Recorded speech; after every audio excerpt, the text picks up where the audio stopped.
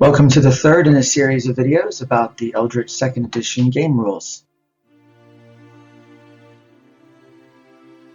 The rules of combat. Whenever battle commences, it is up to each defender to describe how he parries, dodges, and evades, deflects, or otherwise absorbs the damage of an opponent's attack. A single roll of the dice determines the success of an attack and the resultant damage. The defender's active and passive defense pools reduces this, as do armor and shields. Alternatively, in less than full-fledged NPCs, the threat points reduce the creature's single abstract hit point score. A standard attempt to inflict damage requires no two-hit roll, unlike some better-known role-playing game systems. Instead, once the attacker chooses the attack method, he rolls the dice to determine threat points, representing potential harm. The defender then deducts the threat points from his active defense hit point pool first to thwart the attack's effectiveness, reducing the result. Types of defense.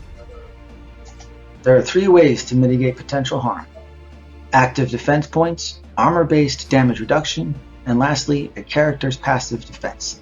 This is simplified to a single hit point score for most GM-controlled opponents, sometimes adding a roll to determine armor effectiveness.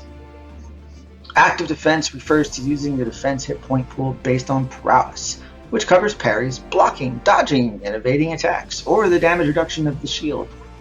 Passive defense is the sole passive pool of hit points based on fortitude, representing overall toughness against physical and mental attack, resilience against fatigue, endurance, physical health, and so on. Damage reduction, such as armor and shields, reduces threat points by either a fixed amount based on the shield type, or determined by a random roll before it affects the passive defense. If any exceeds the active defense, then armor reduces it by a random amount, that is, a die roll based on its type. For example, leather armor is a d6, chain would be a d8, and so on. Magic may work either way. Active defense points are fully refreshed after escaping or ending combat. Generally, a minute to catch one's breath is enough. The battle round. The Eldritch system divides combat into rounds. Battle phases help keep track of actions within the round. Creatures typically perform their actions in descending order of prowess rank, ranging from D12 down to D4.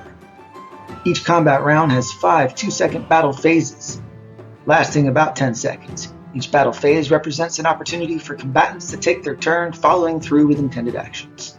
Creatures with prowess ranks higher than D12 take their actions before all others, while creatures with a prowess lower than D4 move last in the round. An action could be attacking, casting a spell, activating a magic item, or using a special ability.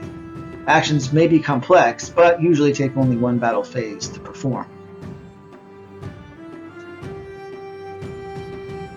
Weapon reach, magic, and the agility specialty can modify initiative. An agility specialty of D4 confers a +1 to modified initiative, and so on. Refer to the initiative column in the battle phase table. A focus and finesse adds between +1 to +5 to the combatant's initiative, pertaining to both melee, including brawling, or precision-based attacks, especially ranged and thrown weapons. The adjusted number determines whether the creature acts in a higher or lower battle phase. The combat rules of the Eldritch RPG are meant to convey a sense of a story and action. What you say is how you play.